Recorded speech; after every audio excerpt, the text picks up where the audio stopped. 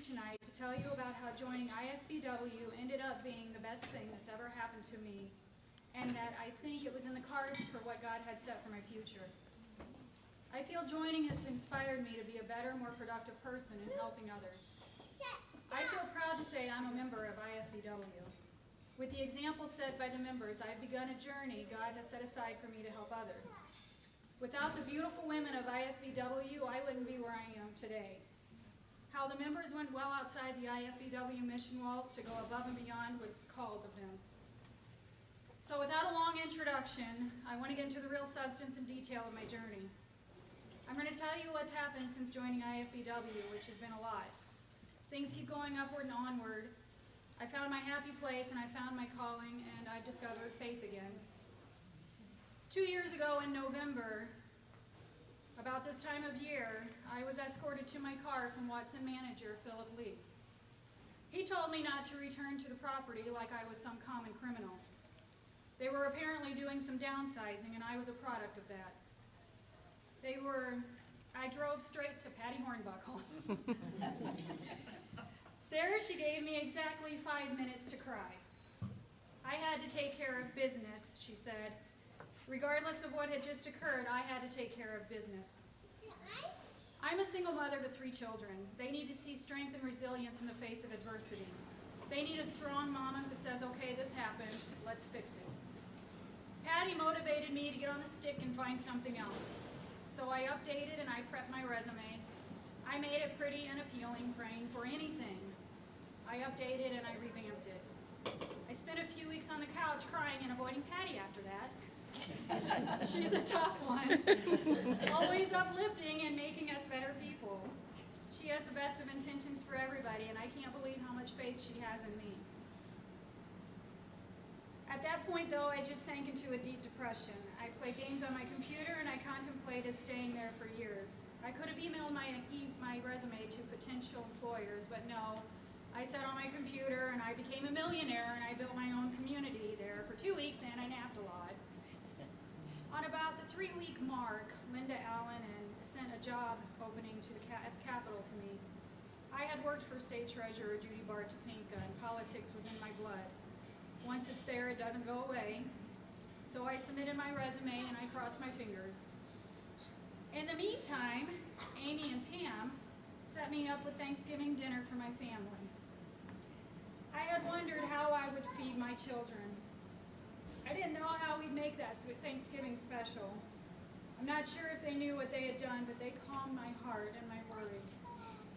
They also gave me enough food for a week. You don't know how much a box of macaroni and cheese and a gallon of milk mean to you until you can't walk into the store and buy them. Melissa McMillan gave us enough meat from her own freezer for a week or two, and my refrigerator was full. My soul was calm, and I was revived a little bit. The kids started their Christmas vacation. They were home with me, which made it even more calming and mean so much more to me, because I had food all day for my kids. I hadn't heard from the Capitol, so I kept my sights on day-to-day feeding my children. I was on the phone all day trying to explain to people I couldn't pay my bills, but I was trying. I submitted my resume to so many places I couldn't count, but I trudged forward. During their Christmas break, I had to suck up my pride and walk into DHS to ask for help. I parked my car and I took a deep breath. I got my children out of the car and walked into that waiting room. It was a cold room. The walls were dark brown paneling. The waiting room was small. The workers sat behind a sliding glass window. I sat across from a mother with small children, waiting for my name to be called. You could tell she was a great mother, very attentive to her little ones. Her eyes showed struggle, though, but they had showed great love. She looked a little tired and weak. I looked at her and I made a vow that day to God that if He came through for me, I would pay it forward in whatever way He guided me to, and I promised Him with everything in me. My heart and my fate were all His. This woman's babies were so sweet. They played with the toys set on the table between us. My kids sat in the chairs watching. You could tell she struggled longer than I had. You could tell this wasn't her first time in the waiting room, and this wasn't her first rodeo. We had some small talk, nothing too deep, but I smiled really big at her children. They were the sweetest kids. My heart broke, and I was mad anyone would have to visit that place more than once. My drive returned, and I was determined.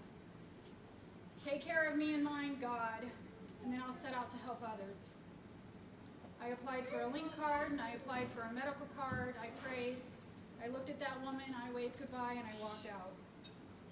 I had just had the help from these incredible women in IFBW that he had sent to me, so I listened to God to move forward. I left the DHS office that day even more determined to make a difference somehow and take care of the women who were where I was. About a week later, Melissa McMillan and Linda asked me if I wanted to do lunch, and I was like, yeah, sure, okay, yeah, maybe I can do dishes or ask for money on the corner stoplight because I didn't have a job. They knew I was broke, but I told them I'd go, but they had to pay. I just spent my last roll of dimes on some cheeseburgers from Dairy Queen for the kids. I was still trying to maintain some normalcy in the house. They said I could pay for them when I got on my feet. They had faith in me, and that's why I loved them. We met at Krieger's. They were killing me with all the Christmas talk, though. They talked about shopping and money, all the things I didn't have. I was like, excuse me, you guys, I'm right here, because they kept talking about Christmas shopping and the stuff they were doing, and my heart sank. They turned to me and they asked me if I had started Christmas shopping, and again, ladies, y'all know I ain't got no job, so could you guys lay off of that? Then Melissa slid an envelope over to me. I knew what it had in it, and I didn't know what to say, and I didn't want to open it because I knew it would move me to tears. My heart and my breathing stopped in that moment. I wanted to actually run from the moment because I didn't know how to say thank you enough. There was a letter signed by Patty. Chuck it out and pass it around. This is the letter that was in the envelope. There was a letter signed by Patty, Linda, Melissa, Amy, and others in the Taylorville area that they had donated money for me and my kids. There was $400 in that envelope. I couldn't hold back the tears. I was only thinking about telling my kids we'd be okay. We were going to be okay. And that started the waterworks, of course. Melissa let me cry for a little bit before she said we needed to pay. So I tried to pay with the money in the envelope. Of course, she wouldn't let me. She said to follow her outside. There's something she needed to give me. Linda, Melissa, and I walked to the car. She opened her hatch, and Santa had dumped his bag into the back of her car. I mean, it was like the North Pole had delivered all of Santa's goodies to her car. I could not believe it. Then it hit me. This is why she was asking me relentlessly what my kids wanted for Christmas. She was really getting to me with the questions in the past weeks. She knew I couldn't shop, but in one moment it all came to me. It all made sense, those sneaky little ladies. We hugged, they hugged me, I hugged them. Kroger had never seen so much emotion out in the parking lot. The parking lot was full of happy women. I took those gifts home, I stored them in the shed outside. I felt so relieved Christmas wouldn't be a bust. I spent the next day paying my bills with the envelope money. I had extreme peace of mind in one of the darkest moments. The gifts were wrapped and hidden again, all ready for Christmas morning. Then it happened. My refrigerator died. The food that was in there was saved, luckily, by the fridge attempts outside. The kids and I gathered all and anything we could salvage, and we put it in coolers on the back porch. Thank God it was cold. It was below freezing, and there was enough snow and ice to keep it all cold and okay for us. I had spent the cash on bills and had little money left to buy a refrigerator. We lived like that for 2 months. 2 months of back porch cooler living. That built some patience and character with 3 kids in tow. The first week of January, the Capitol called. I was standing in front of my daughter's school, dropping her off when the call came in. Could you be here by 2 o'clock? For me, I shouted, yes! I went home, I got as pretty as I could, I grabbed a couple copies of my resume, got myself together, and I drove to the Capitol. I was back home where I enjoyed working. It felt like this was my position to have. I interviewed that day for a position making $11 an hour for a 5-month contract. It would get my foot back in the door, and it could possibly open a lot of doors. So how was a single mother of 3 going to make it on $11 an hour drive there and back, food on the table each night? I didn't ask too many questions. I went with it. God was guiding me. God had taken me right there. The next week, I received the call to start on January 16th. I had a job again. I was elated to start at the Capitol. That was incredible. January 16th, I woke up in the morning. I grabbed the orange juice from my makeshift refrigerator out back, got myself together, and I drove to the first day of what would be the changing of the direction of my future. I had walked into the direction of God's guidance. Within 3 weeks, I was asked if I'd like a permanent position. There was a position open within the House staff working directly for 2 state representatives. And again, yes. I once again spruced up my resume. I grabbed my best dress I had in the closet. I interviewed 3 weeks later, because those state folks know how to make a woman sit on the edge of her seat and wait. Tick-tock, tick-tock. I interviewed the last week of February. They told me 3 hours later I had the position. I started the next Monday on March 4th. I started work for state representatives Barbara Wheeler and Bob Pritchard. It was a dream. I could not believe how far I had come so quickly. All because of the faith and love of God, and I have to hand it up to Him. So I've been in this position since. It's been a whirlwind of getting back into the saddle. I've met a lot of incredible people, and I've learned a lot. One thing I learned and remembered is that day in the welfare office. I think about that woman, and I pray she's found her way. I wonder if she's in my group I started. In September, during some non-session days at the Capitol, I started a group on Facebook on my lunch break. It was a result of a dream I had had the night before. I had spent the days before wondering how I was going to make it. I still had bills piled from when I was off work. Playing catch-up wasn't the most fun of games. I cried myself to sleep. God kind of said, find others like you. How best to do that but with social media? That day, Ovarian Nation was born. Ovarian Nation is a brainchild of myself and my wonderful best friend, Jenny Howard. We wanted a place to laugh and to inspire, to hold one another up.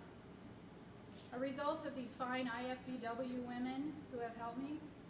A result of the strong groups of women I have watched and observed throughout the years since my divorce. How did they make such an impact on others? Through humor, through real-life advice, and through the result of hard times. With all of that, within a year, we have managed to build an online community of over 8,500 women.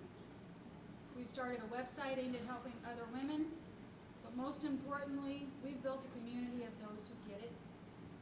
They are women just like you. They're professionals, they're mothers, they're daughters, they're sisters. They're women who use their experiences to help others through real-life advice.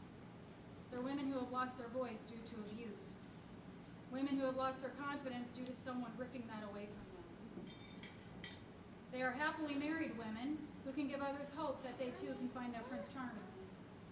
They're single mothers who inspire others through their struggles, and they're real women just like you and me.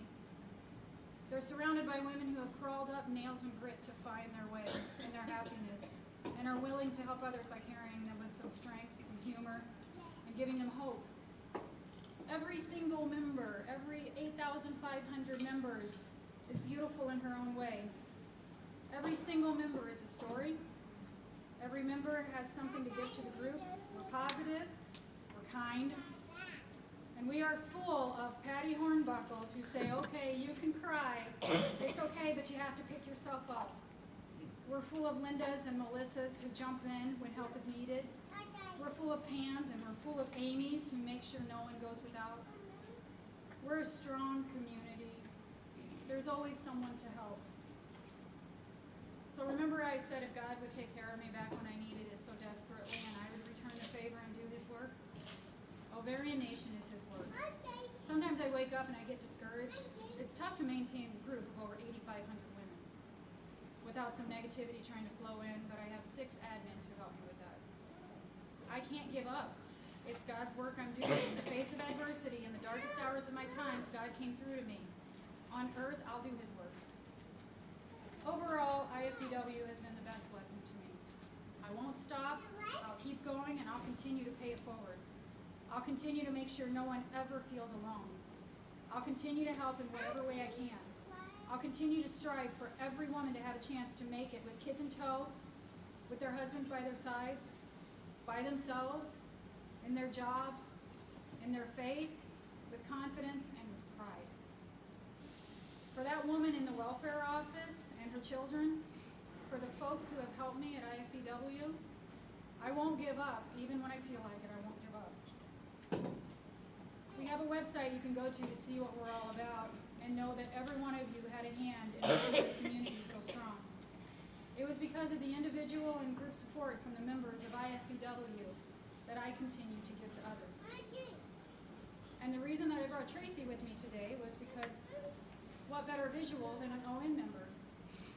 So she's agreed to talk for a couple of minutes about what ON means to